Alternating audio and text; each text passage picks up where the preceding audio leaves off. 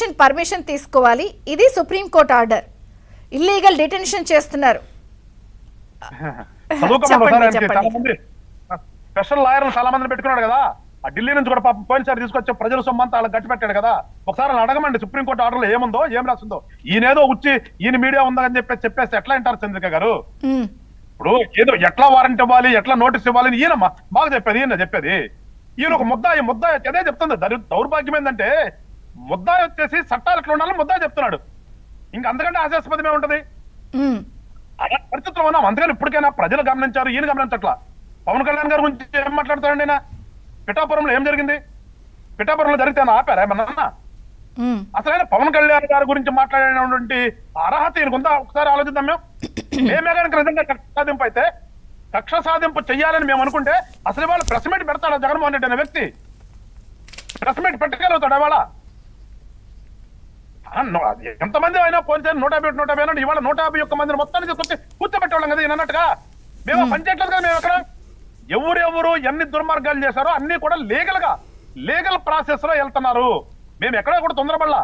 ఇంకా మా శ్రేణులు ఇంకా నిరుత్సాహంగా ఉన్నారండి వాళ్ళు చెప్పాలంటే.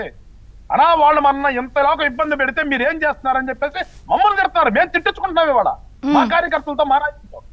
ఇవన్నీ వదిలిపెట్టేసేసి ఏదో తగుదనమ్మగా అంట వచ్చేసి మీరు అన్ని కళ్ళ ముందున్న ఇంతకాలం ఆలస్యం చేయడం మీ చేతగానితనం కింద తీసుకుని వాళ్ళు ఇట్లా చెలరేగిపోతున్నారని అనుకోవచ్చా? ఇట్లాంటి వర్షన్ ఒకటి ప్రజల్లో ఉంది.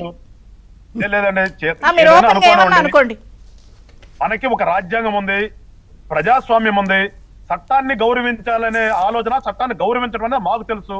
మేము చట్టం ప్రకారం పోతాం తప్పితే అతనలాగా అదే చెప్తుంది. వెంటనే సోషల్ మీడియాలో పెడితే ఎవరైనా సిఐడిని దానికోసమే ఏర్పాటు చేశామని చెప్పేసి ప్రెస్ మీట్లు చెప్పినటువంటి ఈ వ్యక్తులు ఇవాళ వచ్చేసి సోషల్ మీడియా వాళ్ళు అరెస్ట్ చేశారంటారంటే నాకు అర్థం కాదు.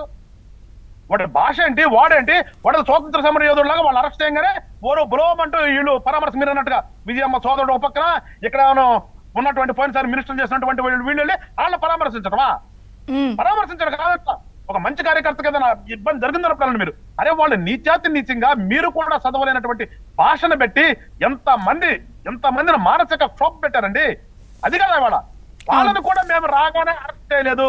లేదంటే ఇల్లీగల్ డిటెన్షన్ అంటే ఏంటి? అసలు అరెస్ట్ అనేది చూపించకుండా ఒక 10 రోజులు స్టేషన్ లో పెట్టి ఉతికితే అది. కానీ ఇక్కడ మీరు అదే కదా చేస్తున్నారనే కదా. నిన్న ఒక విషయం మీరు గమనించారో లేదో, ఒక స్టైల్ ఉంటుంది జగన్ గారికి కానీ వారి రెగ్యులర్ గా ప్రెస్ మీట్లు పెడుతున్న వారి మనుషులకు కానీ.